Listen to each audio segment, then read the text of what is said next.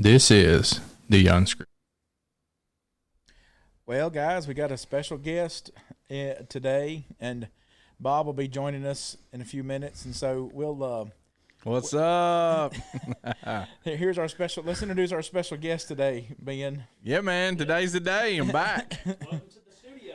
Yeah, live in vivo. That's how Yeah. you say that in Spanish. In vivo. I don't like that. That don't sound good for our podcast. What, in vivo? Yeah, it just sounds all weird. What does it sound like? I don't know.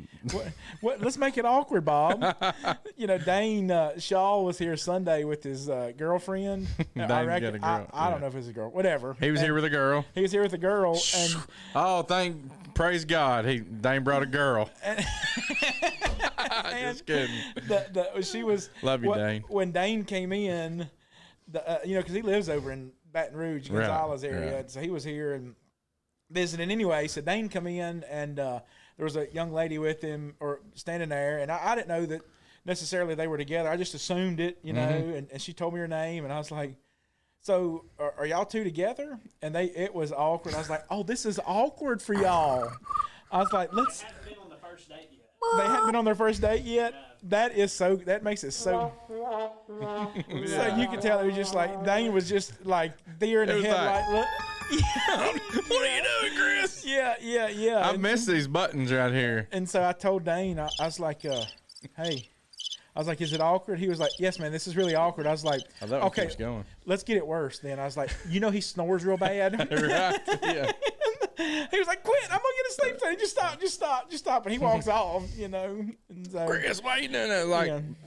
Dane, he was probably this whole time. He's probably been like, But it's a good thing you disclosed that information. That's a good point. I mean, she was a nice little girl. She had, she'd went to school at Freed or somewhere up there, and I mean, just a real sweet girl. I mean, but so if the fact that Dane's probably talked Chris up this whole time, like he's got, KW's got such a good preacher, now and all that stuff. And yeah, right, they were talking about Ben, and then and then when he left, he was like, and that guy, he makes a mess here.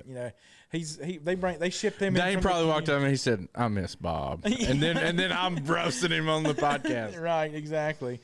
Well, Jay preached Sunday.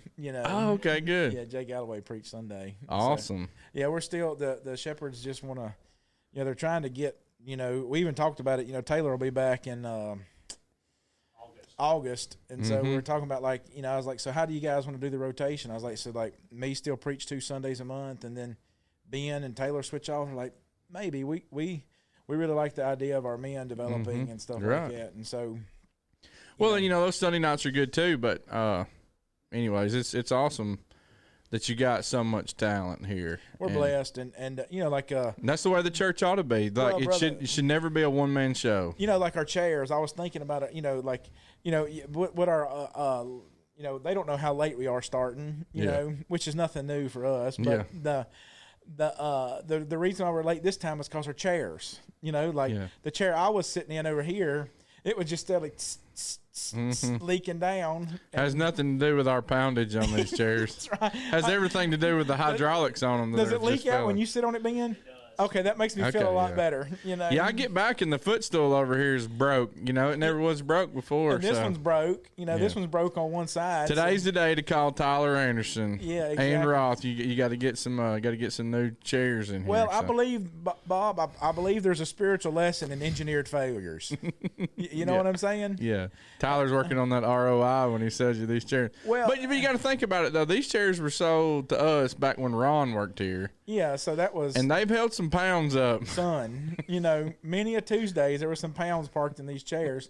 But, the blessing of it is that you got a lot of things working against you. Second law of thermodynamics, I honestly believe that your phone and your computer and all that stuff have engineered failures built into it. Yeah, absolutely. It's like around the 2-year mark on your phone. It's like this thing's like it won't update. Yeah, and all of a sudden, and you start getting messages from your cell phone company It about just starts petering out. yeah, like you can get a new phone. It takes so slow. Yeah, exactly for no cost or whatever. It's all around money. Yeah, well, I suppose to some degree that the church is built that way too. Yeah, that's right. I mean, there's engineered failures. Here's one thing that I noticed is everybody's expendable. and Yeah. and it should be. That's right. Like, but you're so important in the church that you need, your job needs to be done. You need to do your job, but you also need to train somebody how to do your job. That's right. And so, I don't care what it is. yeah, and It's important. whatever it is. And so, there are engineered, I suppose there's a strong spirit. While that may frustrate the dickens out of me, because I want to buy one phone and it lasts 20 years. Exactly. Yeah. Yeah, that's what I want to do. I don't. Yeah. I don't need to. Buy once, cry once. Yeah, exactly. But it just don't work that way. Yeah. They're constantly making it more complicated. Did I tell y'all about the mice at the church? At y'all's, Yeah, the country church. Yeah, well, it's like it's gotten so much better, But it's like, what was the most important job that day? It was today. This thing's got to go. Right. And Yeah. today's the day. Exactly. Yeah, that's today's the day. You're getting fish, right? Yeah, man. I mean, like, I got to be there in an hour. The guy. Podcast's gonna go early. Yeah. Well, the drought last year here.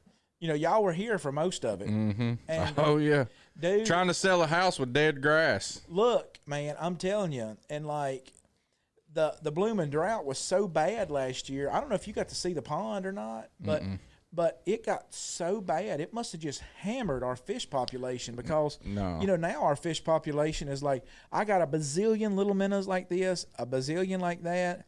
And then I got some about that big, and then about that big. And the Fishing and Game Commission people and the stocking guy were like, look, you need to have all sizes to have a Right. healthy ecosystem. He said, what you're seeing is staggered growth. I remember you had a healthy ecosystem, but like June and July last year, my eyes were so wet I couldn't see anything.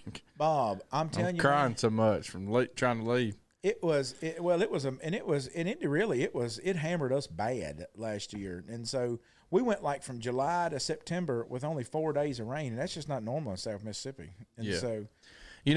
so, It's awesome to come back here to the studio. We come back to get some BBS resources and things, and but it's really awesome to see one, like, the church doing well here, even though I didn't get to see everybody, which is hard, but maybe better. yeah, that's right. But like, just kind of seeing, like Dan was showing me stuff around, like the visitor center. I'd already heard about the visitor center, not Connection from you, Center. Connection Center, not from you guys, but like some people that come back and kind of visit up at Tennessee. We've seen a few people. Then I got to see some people from KW at the Thrive Conference, and but anyways, when you get people talking about the Connection Center and you get people talking about things, and then also just there's just positive things, and it's hard whenever you leave, because you don't, it's like, what's going to happen, but it's been a real blessing to be able to continue working with KW from a distance, and we're part of the body.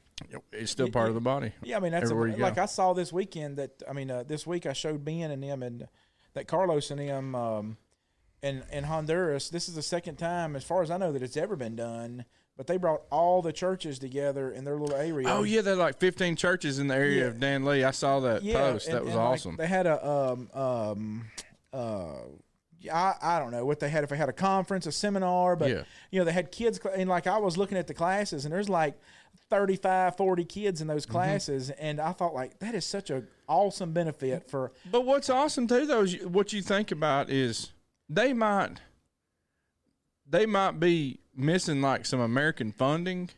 Yeah. But those 15 churches right there could get together and just go like really, really flood an area. Yes, absolutely. Flood each other and That's just right. build each other up. I mean, you think about it, they could do one day a month and still not hit every congregation. Well, in the year. and and that's the blessing, is you get to see that it's just the body, right? Mm-hmm. And so that's why, like, even the Connection Center, there's an evolution of that. I mean, we're, poor Wes Blankenship, the guy from the Hoover Church that does our website for us now. We switched over. No, didn't know. Well, Anyways, go ahead. It's fine. If you look at the KW website, it's completely new now. Yeah. And so and we're using it for a repository. All these things Bob was holding back, Bob was holding back the Connection Center. Since I moved into your desk, I use your desk, your old desk. Yeah. I found your list. I'm just using it. Oh, whatever. And that way I ain't got to worry. I can make sure that all this stuff, I just got this stuff in the pipe. KW's like, finally, got Bob out of When here. we used to do stuff like, I'm not going to get into what I did, but we used to do stuff like, sometimes I would come up and I would make something, or I would come up with some kind of way that we can improve a process. Mm-hmm. And I'm not kidding you, that they would literally say, We're going to put that one on the shelf. Yeah, I don't think so. Then next thing you know, 2 months later, What they would do is they would wait till like some kind of like, hey, y'all aren't doing it, Christ, and like, all right, well, I can come up with something in a week. Well, then they would come back in 2 days, with this thing that they'd come up with, and all of a sudden it's like, oh, all right, kind of get some of the heat off of me, learn how to keep the smoke away, and are you talking about your secular job? yes, Yeah. and so so I'm just using your list is what I'm doing. Sure, okay. And but the website Lies, Ben. Well, I mean, this is a podcast full of lies. Well, our we do our welcome before the assembly each time, and we're just trying to evolve it. Like we're just trying to really get good at capturing data. Trying to get really good at like the fish fry Saturday, and that it will just if everybody I come invite will be 1,000 people here. Yeah, right. And so we're going to try to capture all that data. Well, how much tilapia did y'all order? 0. Ben says 0. Yeah, exactly.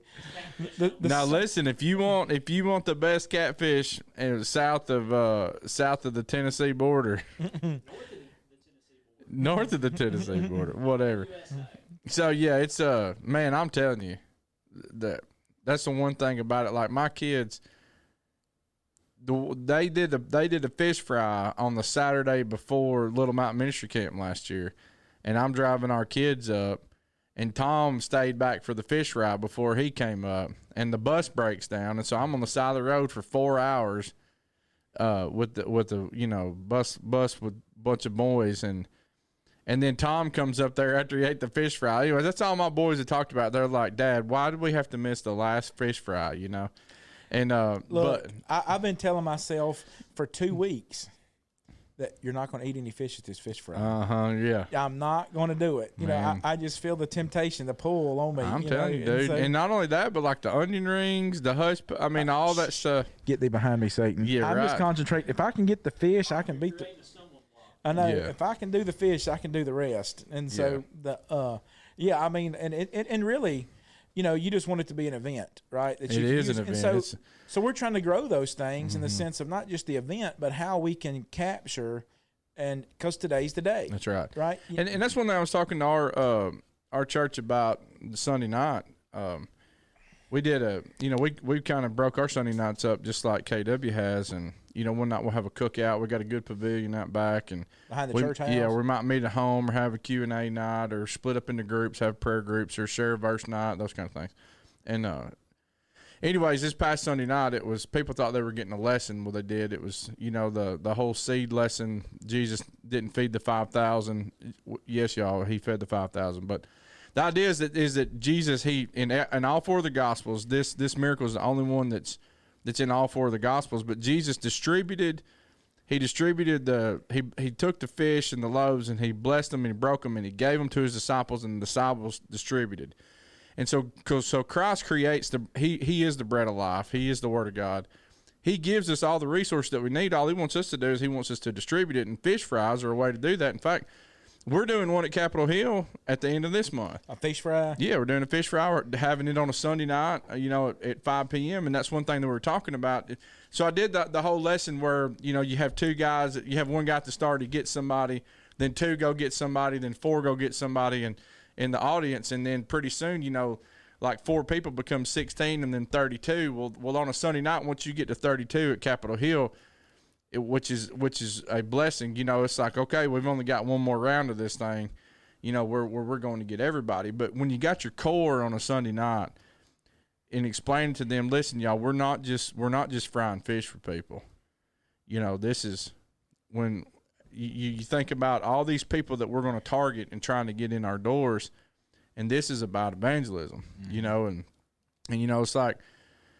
We also realize, too, that, not everybody stays strong in the church, but, like, Courtney was thinking of all the people who she would love to just, like, go visit with right now. And she was like, who could I go visit for an hour or whatever? Well, she's just been talking. She knows of one person's faith who's struggling. So she said, I'm going to call them right now. I'm going to try to see them. And so it's the idea. It's like, okay, I've got 1 hour. How can I be productive for the Lord? And so wherever you're at right now, make today the day. Don't put it off till tomorrow. Today's that day of salvation, and be productive today. Do something.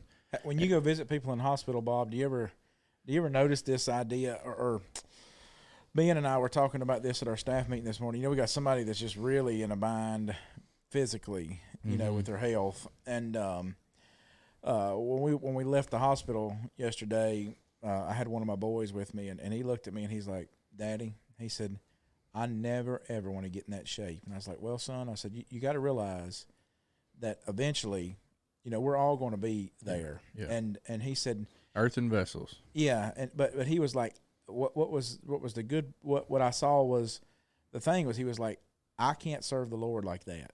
Yeah. And I said, well, and that's true. And I said, but the drawback to us not understanding what the Lord said was when he said, if you really want to lose your life, really want to gain your life, you got to lose it. Mm-hmm. What he's getting you to see is that this life that tries to serve me, it's just a bottomless pit. Right.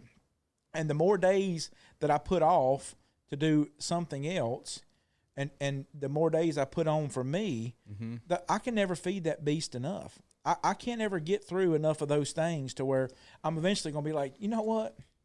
I've done a pretty good job of taking care of me. I'm in a pretty good spot. You know what I think I can do? I think I'll go help old Bob over there, you know, just because, shoot, I'm so full. No. And what you're trying to get them to see is like the longer you put off doing the right thing, the easier it's going to be for you to say, keep doing the wrong thing. Yeah. yeah, I'm going to keep doing the wrong thing. Or just keep doing the me thing. Yeah. And so I like the mouse scenario. It's if you ever get a mouse in your out garage or your barn or something, and if you just let it keep coming, like all he's going to do is bring his friends. It's just going to compound. And so if you feed mice the dog food or the chicken feed or whatever it is, they're just going to keep showing up. That's right. And that's it's just gonna continue to grow, and then next thing you know, you're going to have a huge problem. And and you have got to nip it in the bud. That's right. You know the the Bogalusa Church south of us has reached out to us and wanted to know if we could help them fill in twice a month with a preacher. Well, you know. Yeah, we talked about some of that. Yeah, well, one of the guys is that's going down there is Bassett, John Bassett, and I made a sign up Genius. And just for them too, so they'll have a name, they can see, you know, how far, who's coming, you know, and like if they're going to write a check, for example, they got a name, right. You know, just logistical stuff. And I told Bassett Sunday night, because we had, you know, it was Cinco de Mayo, yeah, Sunday night, de Mayo, and well, you didn't like me saying in vivo a while ago, so I thought maybe I'd just try to, you know, hillbilly it a little bit. This guy goes, "Hey, Sunday morning," he goes, "You know what day is?" I said, "What?" He says, "Red Letter Day." I said, "What's a red letter day?" He's like, "It's Red Letter Day, whatever." He's like, "And it's also my 45th anniversary." And I just thought, okay, whatever. Well, you know what a Red Letter Day is? No.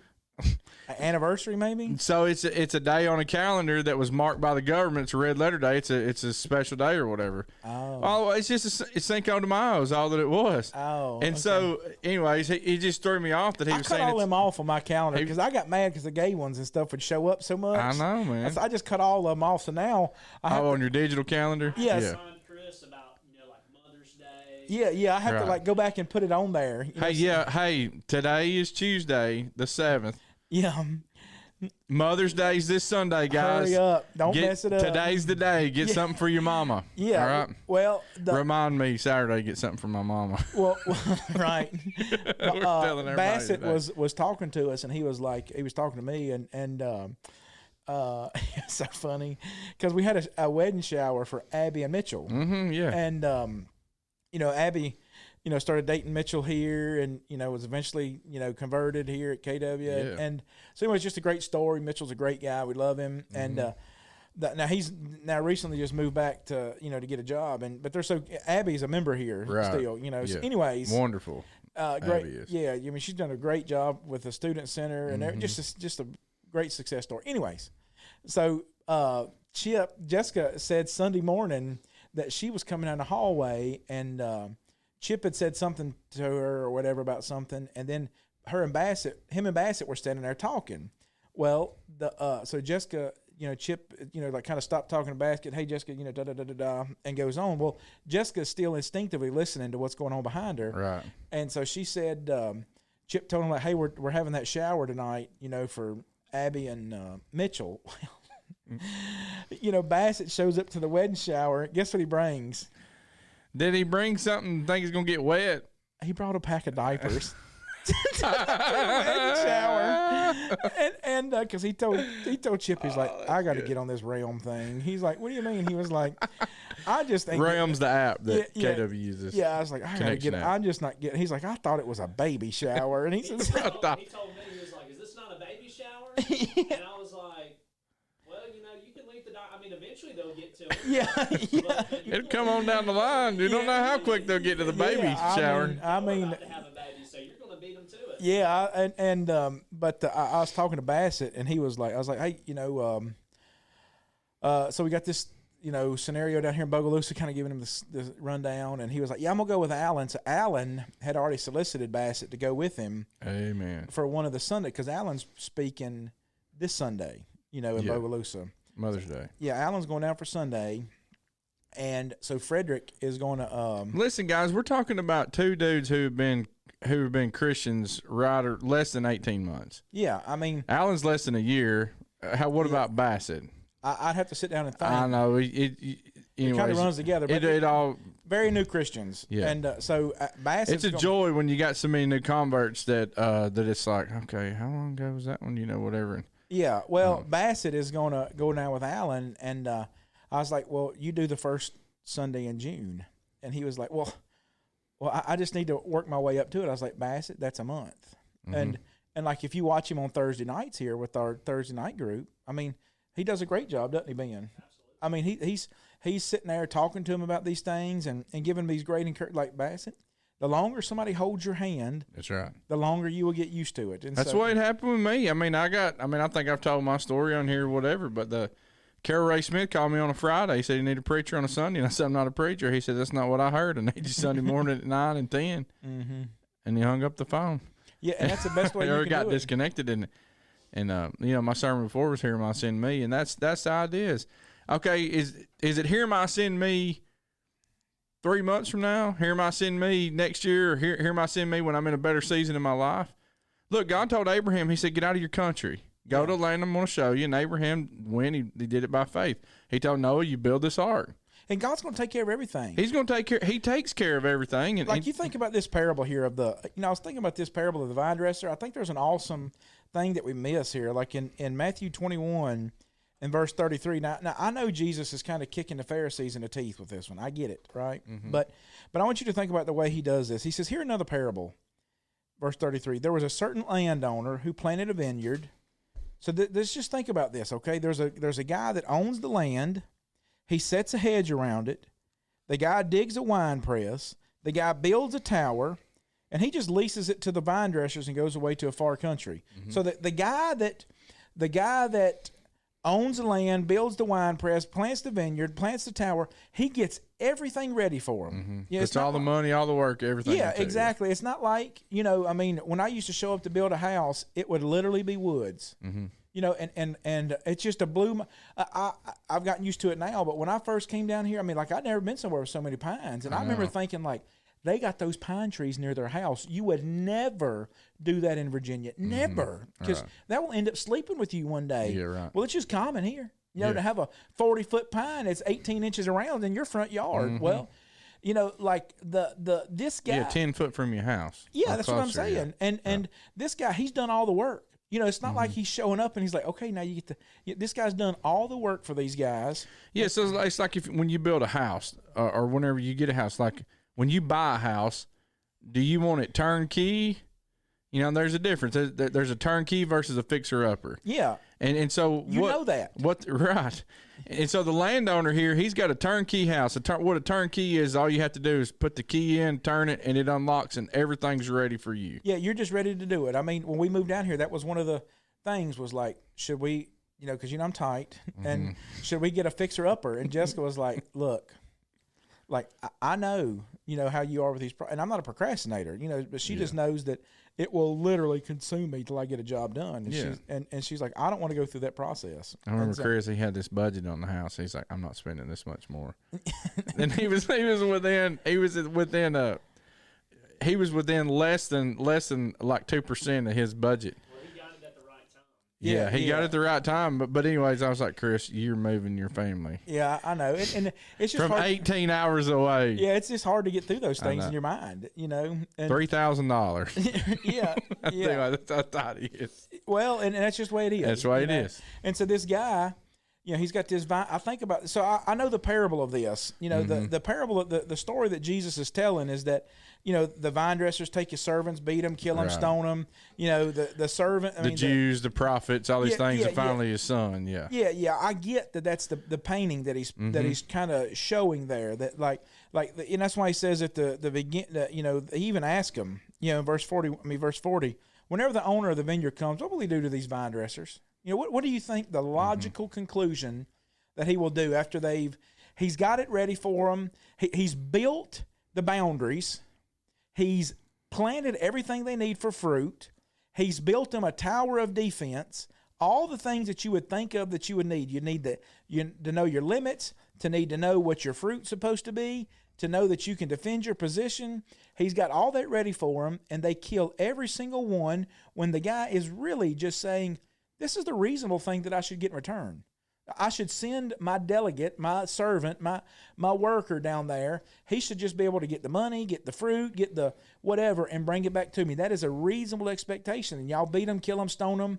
And even when he says, okay, I'm even willing to give him a little grace, and I'll send my son just so you can make sure, just in case there's any confusion, and they still do it. The whole idea behind it is that he tells them, you know, like, what do y'all think you should do? In verse 41, they said, well, he'll destroy those wicked men miserably and lease his vineyard to another vine dresser who will render him the fruits in their season. Kind of like David and Nathan. Yeah, that's He's right. like, you're the man. That's right. And he said, verse 43, therefore I say to you, the kingdom of God will be taken from you and given to a nation bearing the fruits of it. Well, you know, what you're seeing here is, Bob, this is the same idea. Today's the day. Mm-hmm. Yeah, there's no other day like today. That God, you know, we are the plan right now. There's no plan B for the church. I understand that. But individually, Bob is the plan today. Mm-hmm. Individually, Ben is the plan today. What are you saying, Chris? What I mean by that is that, you know, Esther 4, this whole 14, you know, when Mordecai comes to her and he's like, look, you know, God's already promised deliverance to the Jews. And if you hold your peace, if you don't do something about it, you and your family will perish. But God he will deliver. He's going to deliver Israel. Right. And we like to think of Esther as kind of like plan A, you know, but Esther could have been like plan triple Z. Mm-hmm. You know, I mean, we don't know how many in the pipe. Yeah. Plan P. Yeah, that could, I mean, she could have been asterisk pounds, you know. Whatever. You know, one of them fancy. And you look, all the people who God was trying to get to do something. You know, when we were at Decatur at the Thrive Conference, and I was teaching a lesson. What's that? That was it. It was at it's just a conference where it's just a boost for the church. It's just a weekend thing. It's actually just a Friday night and a Saturday. Mm-hmm. And then everybody who attends, though, Decatur, like, it's a free event, but Decatur strokes a check for Little Mountain Ministry Camp, Okay. $10 a head for whoever comes to the event. And so, you know, it's just a big promotion for the camp just to help fundraise for it or whatever. Well, anyways, while I'm up there teaching, I'm teaching in a class, you know, I'm going at the same time, you know, Willie Franklin is. And so Willie's in the auditorium and I'm in a side class. And so, you know, there's like 12 people in my class, and which is fine with me. You know, Jesus changed the world, you know, with 12. Amen. But anyways, there were some people from this area that came up, and one of those, I'm just gonna name them, Sean and Lena came up. Okay. And so anyways, Lena just starts crying during the lesson or whatever, and so, you know, I was talking to them afterwards, and anyways, he's like, yeah, you made Lena cry or whatever. I was like, why are you crying? And she just said, well, she's like, it's just a joy, like, just to hear other people who were doing the work. And she said, you know, me and Sean just, you know, we feel like we're the only ones doing evangelism where we're at. And I said, that's all right. You know, it's not all right, but you're the one, you're the plan. And so it's your responsibility. Don't, and you know, it's just keep going. Right. And it's a 1 Corinthians 15:58 type thing, you know, that you be steadfast and immovable, always abounding in the work of the Lord, knowing that your labor not in vain. And so it's it's worth it. But today, we can get down, we can get all these things going on, but you just got to do it, and you just got to keep going. And so wherever you're at, it's what are you doing for the Lord? Well, change it today. There's changes I got to make. I've been trying to get back in a workout routine, and it's like, what are you waiting on? Just do it. And but there's life gets in the way of all those things. That's right. Right, and you end up having to. You told me a long time ago, and I remember that when you say yes to something, you say no to something else. Yeah. And you have to end up. Chip taught me that. Well, you have to work on those priorities. And God, it's not like God.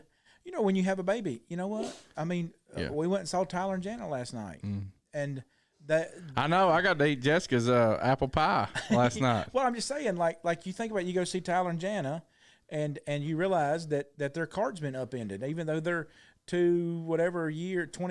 basically 2 years into a new one, with Nora. Yeah. Mm-hmm. Now they got another one in the mix, Yeah. and their card's been upended again. And it's not that, and you love them. And I'm not even saying there's any kind of negative issue going on with them, but like I was talking to them, and I was just listening to her yesterday, and you love them to death, and you realize that they're going through the process that everybody else. You just want to be there to love on them and help them and hold them and kiss them and pray with them and all that stuff.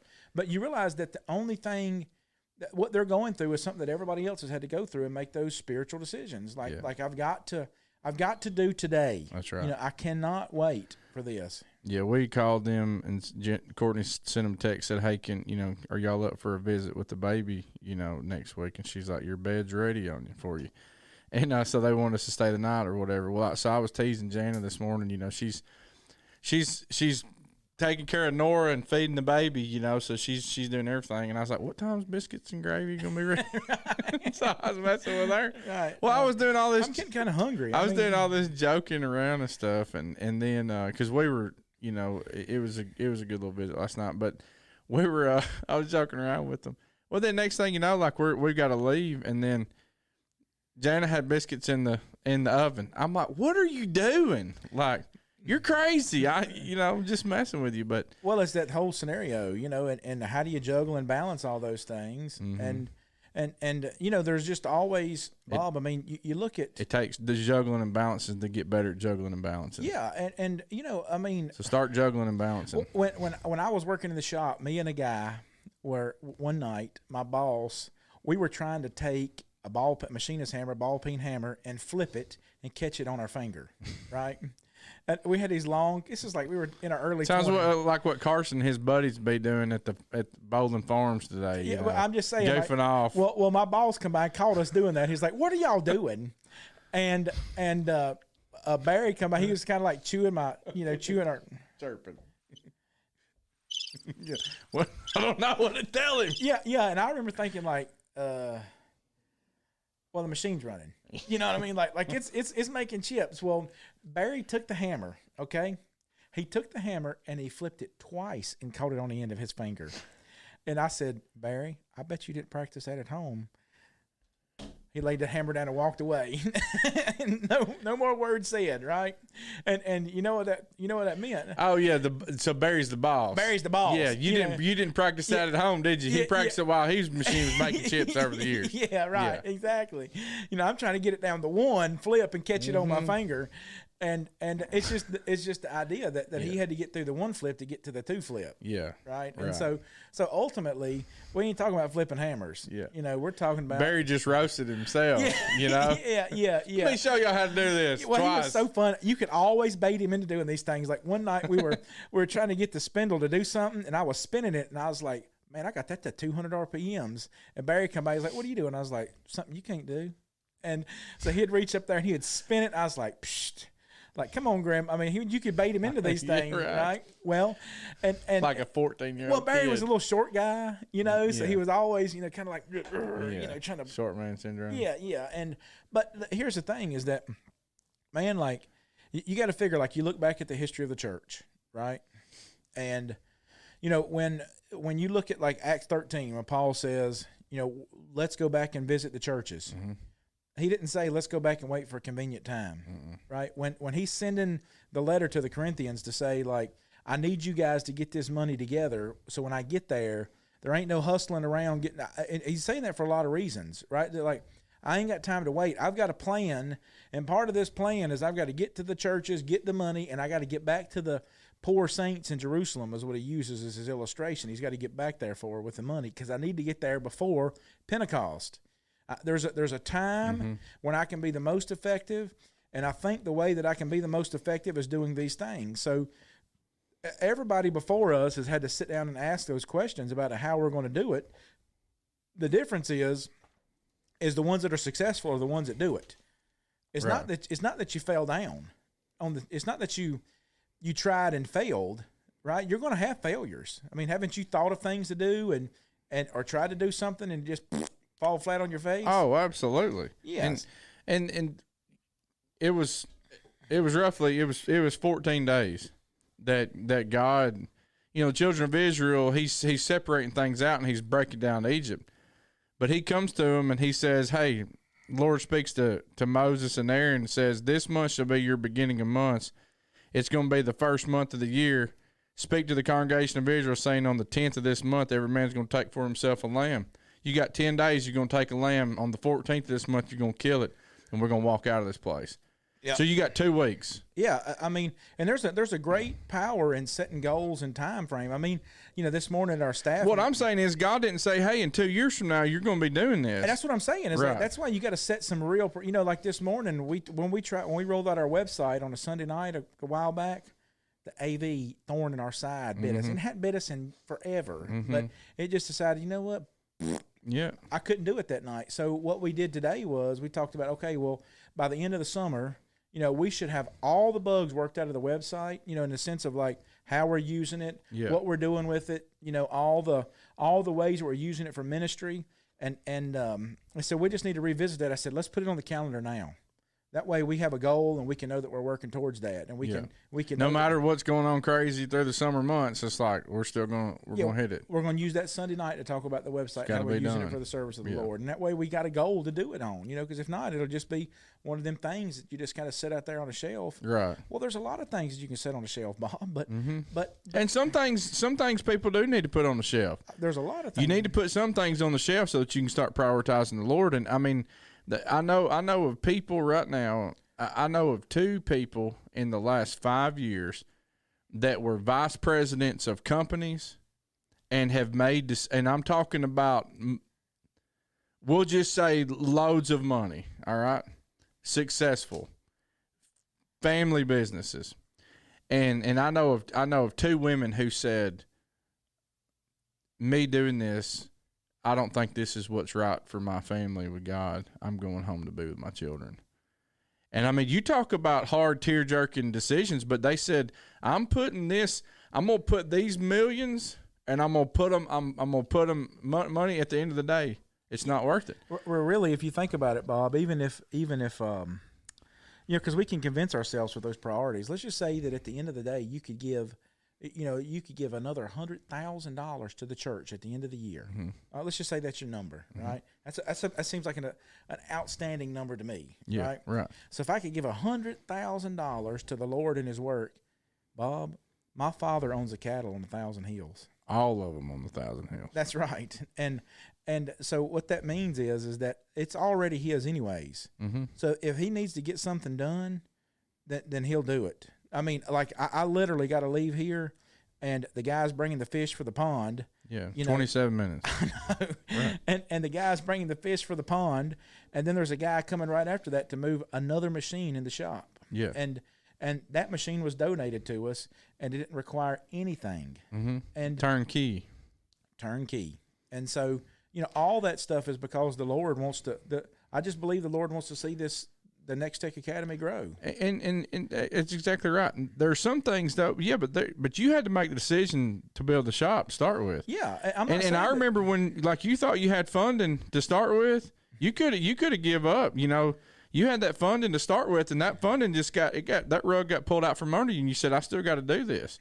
And so, I remember those conversations and those prayers and praying for those things and then just kind of seeing those evolve. I mean, I remember the first day that my boys put their hands on a mill, you know, and on a lathe. And I've got the pictures of, you know, of you doing those things and those, as you know, right? Yeah. And a lot of things that you know, Chris makes fun of me, Ben, for documenting stuff, but there's a lot of things I document that other people do, you know, and there's, and it's important, but you got to start somewhere. So some things are turnkey, but there's some things that you're going to have to dig, and you're going to have to scratch, but you're going to have to chip at it. There's a Chinese proverb that says, "Those that move mountains move them one stone at a time." And so there's some things that you have to do. And so if you're waiting for the ministry that's there, that's turnkey for you, it's just not going to be there. I talked to a lot of guys, you know, just kind of over the years, they kind of want advice and some of those things, and I love those things.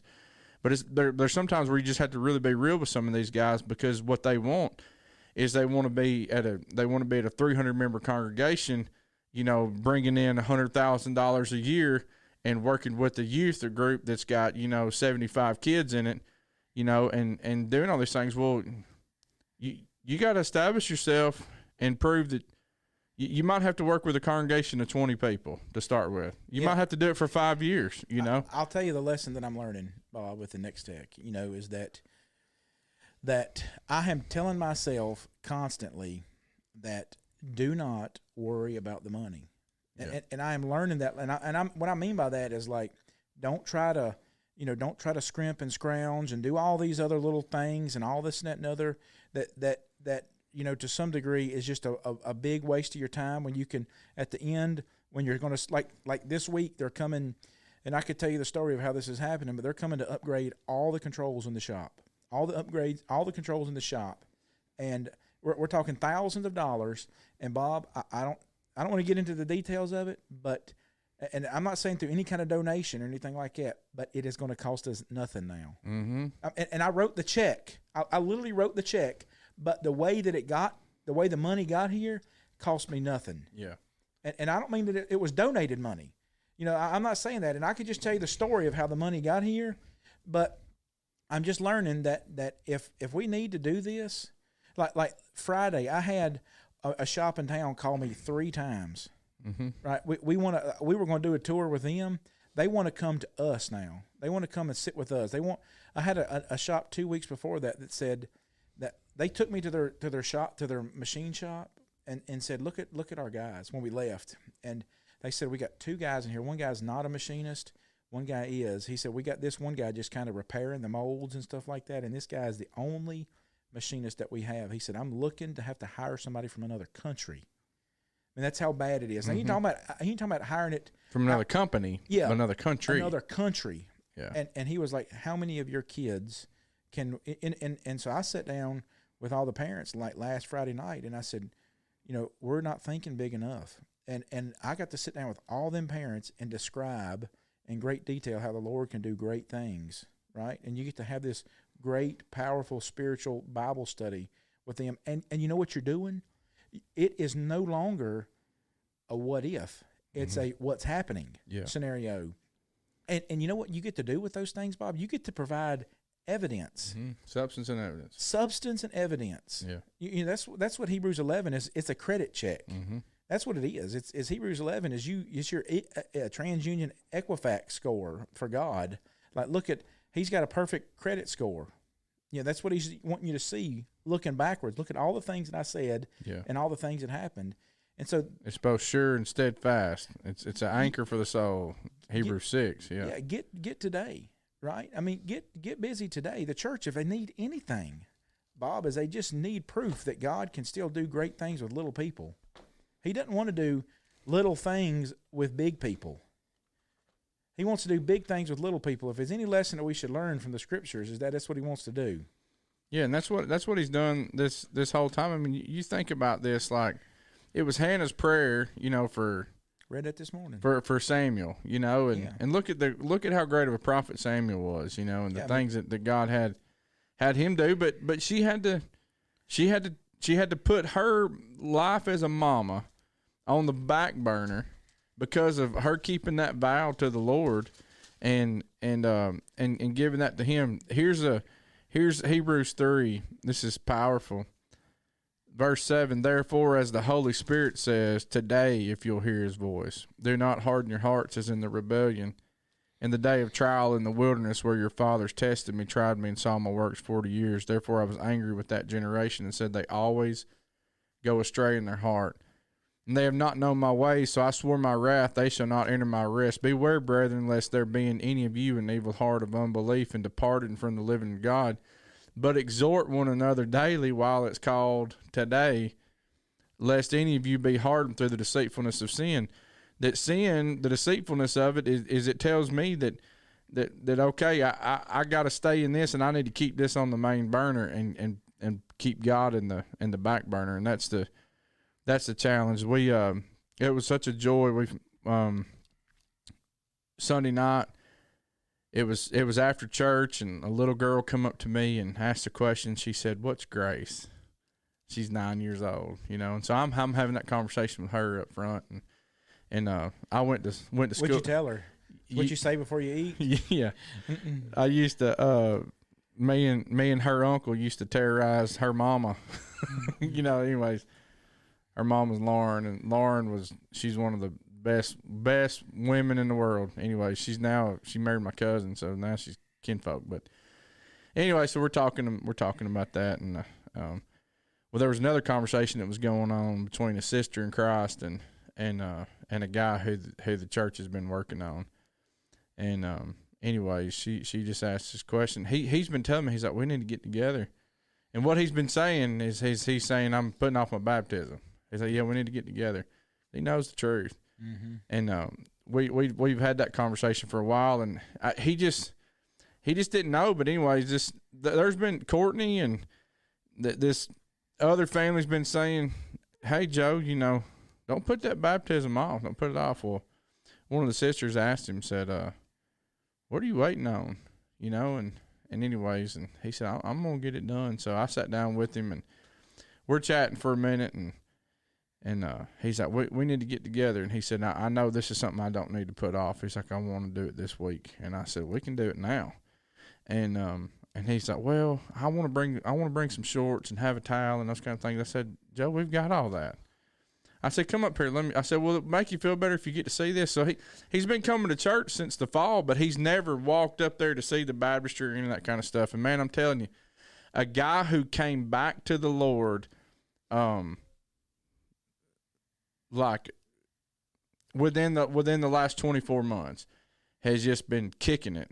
And in fact, he's going to fill in for me at jail ministry whenever I'm gone next week. And going to Tanzania?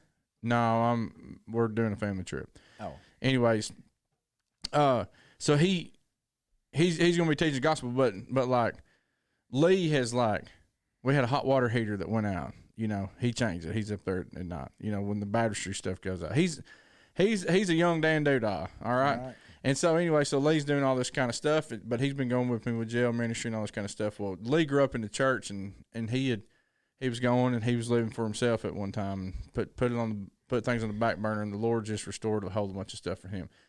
Lee had the water warm. So when Joe felt that water, man, he's like, oh man, that feels good. I said, yeah. And I said, Joe, I said, you don't have to have a pair of shorts. And I was telling him about the whole thing. I said, come back here, you can see the towels and everything. I said, I got a 2X, man, you can put on. The guy hadn't been to church in 49 years, starting this past fall, and I know you probably saw the post, but we posted on our podcast thing too. And it's just the power of the gospel. But that guy's conversion, we immersed him into Christ Sunday night, but that guy's conversion, it started with prayers, and it started with a neighbor. And Dusty is his neighbor and is a farmer. And anyways, don't have any kids. He'll be married 50 years coming up this fall, and he was somebody had him sprinkled in the Catholic Church when he was a baby. His parents did, and he didn't really go to church much. And he said it's been 49 years. And so you think, like, I think maybe when he was like 11 years old, last time he went to church, something like that. Well, long and short of it, when he comes out, like, he said, man, I'm so glad I did this today.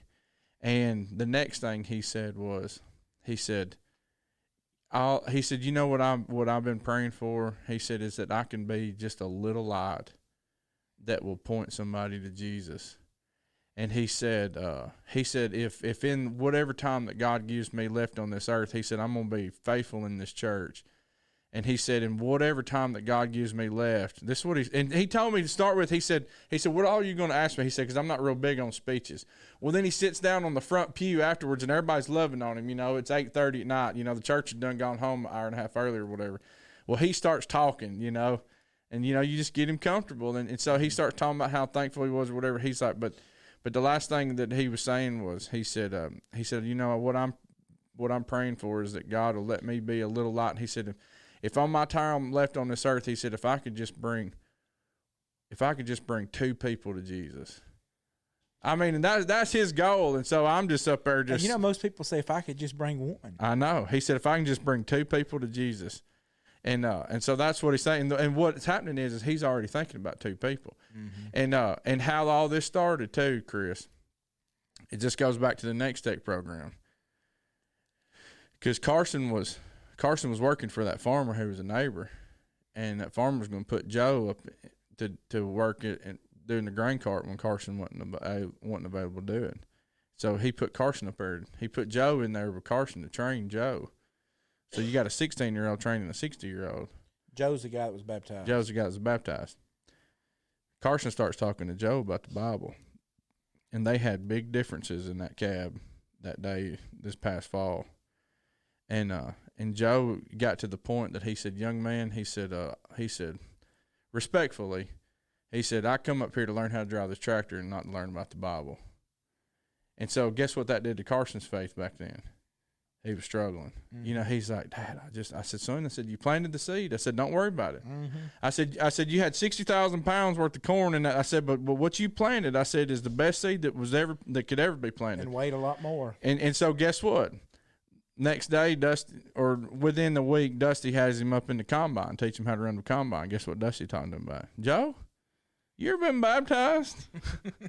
And I'm telling you what, this dude, Dusty's country as can be, but he's really been stepping it up, man. And he asked, Joe, you ever been baptized? He said, no. He said, Joe, he said, man, he's like, you got to come to Jesus. And anyway, so he starts talking to him about those things. Well, within 3 or 4 weeks, old Joe starts coming to church.